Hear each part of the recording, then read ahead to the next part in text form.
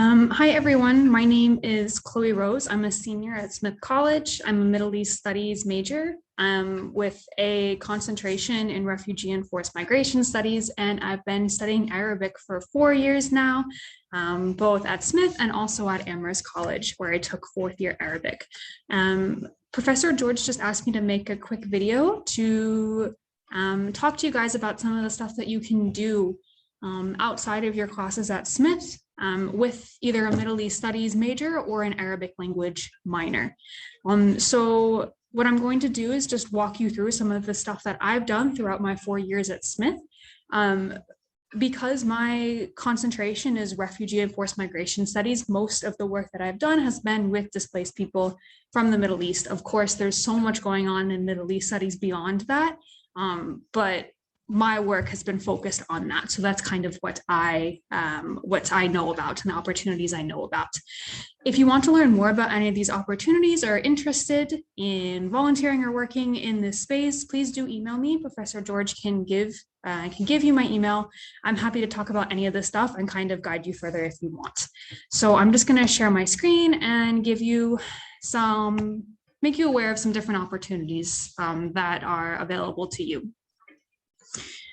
So for one, I want to talk about volunteering and working with refugees.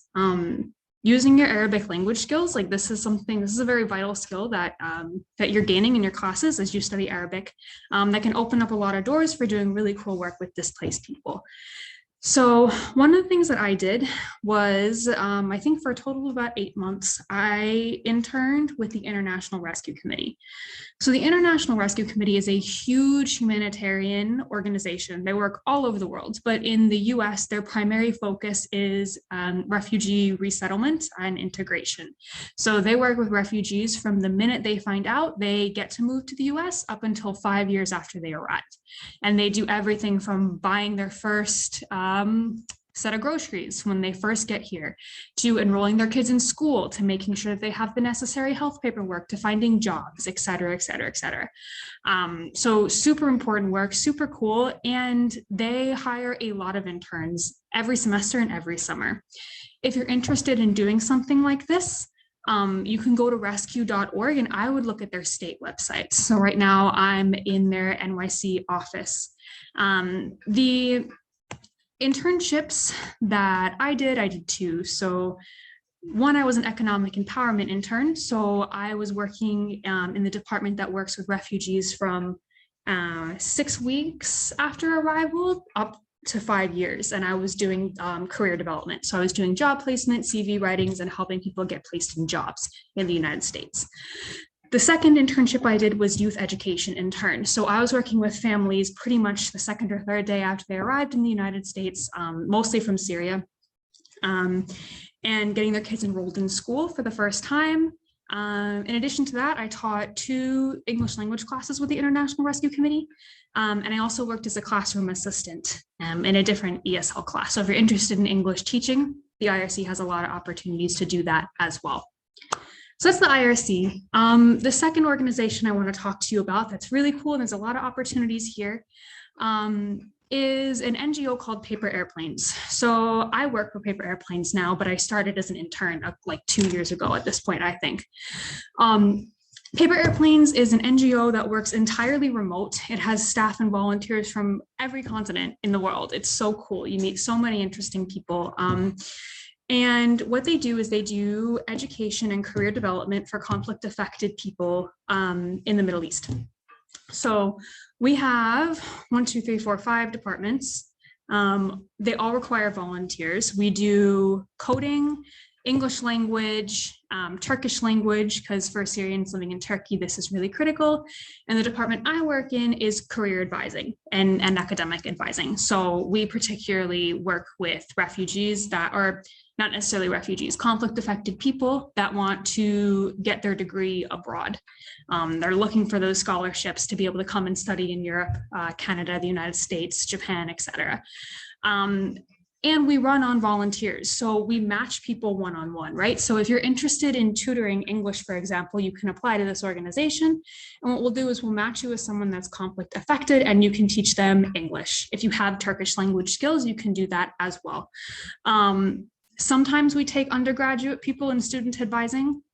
Most of our students' body are looking to get their master's degrees. They already have undergrad degrees. So our volunteers are for people a little bit older. Nevertheless, do keep an eye on this organization if this is something you're interested in.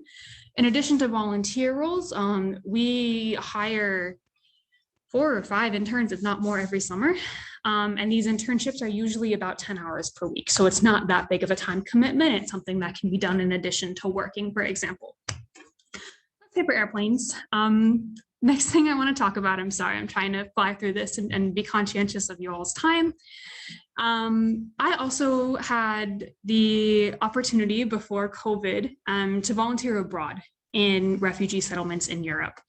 I don't know how much you all know about this situation, but in places like the Greek islands, asylum seekers and refugees are in really difficult situations. And as a result, a whole bunch of humanitarian organizations have kind of responded.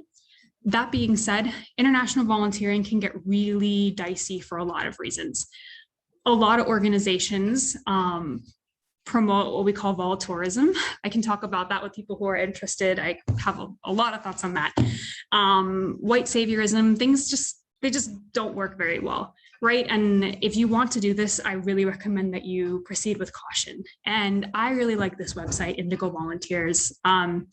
Indigo Volunteers is a grassroots organization that basically sorts through and what's the word I'm looking for? Curates, I suppose, a list of NGOs that are super tiny and doing really important work in the refugee situation in Greece, France, different countries in Europe, and also in Lebanon as well. So if you're interested in doing international volunteering over J-term or over the summer, this is a great place to look.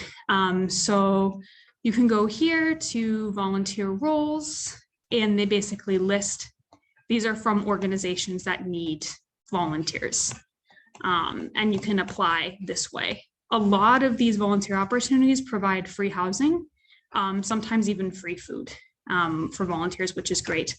And just see, let's see, our partners. So this is just for your reference.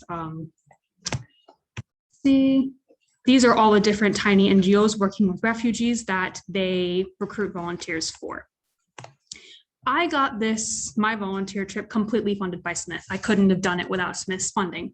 If you want to learn more about that, please do email me. I'm happy to talk about it. But I spent a month and a little more than a month in Greece and didn't spend a penny. Thank you, Smith College. So please do contact me about that if you're interested. So that's kind of a summary of my humanitarian work that I've done, and I hope that that's helpful for you. Really quickly, being mindful of your time, I want to talk about an internship that I did with the State Department. So in addition to full-time summer internships offered by the State Department that are uber competitive, a lot of people don't know about this opportunity. So the State Department every single year posts hundreds of 10-hour per week unpaid internships. And this is a really great way to get your foot in the door in the State Department, I think. And obviously, like, they do work all over the world in all different departments. But, you know, for example, El Salvador, China, but you can filter this list to work in the Middle East region if that's what you're interested in. So you apply in July for this. They select interns in August, and then you usually start in September, and they're usually one semester or a year long, and they're 10 hours per week. So I just wanted to make you all aware of this as an additional opportunity, in addition to like the uber competitive internships full-time offered over the summer in the State Department. Let's see. Yeah, I think that's it from me. There's not enough time in this video for this, but also I've done some summer language study. I was a FLASH scholarship recipient, so if you're interested in that, please do email me. I'm happy to speak with you about it. That's it from me. Thank you guys so much. And like I said, please do be in touch if you have any questions, and best of luck with your studies.